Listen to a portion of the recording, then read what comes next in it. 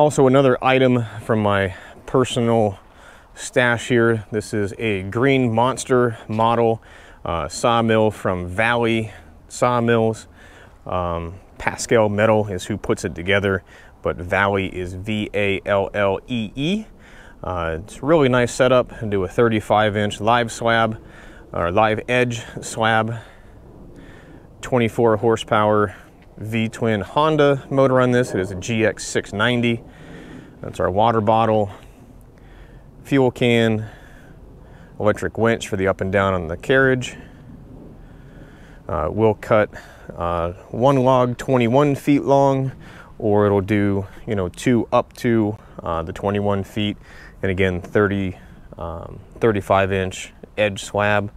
This is the trailer package.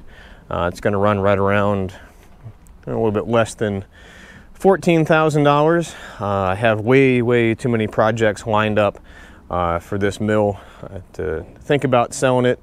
New ones are, I think, 14 months out. Anything that would be ordered right now would have a 2022 model, not a 2021. So that's why I say with hesitation, I'll show you this one.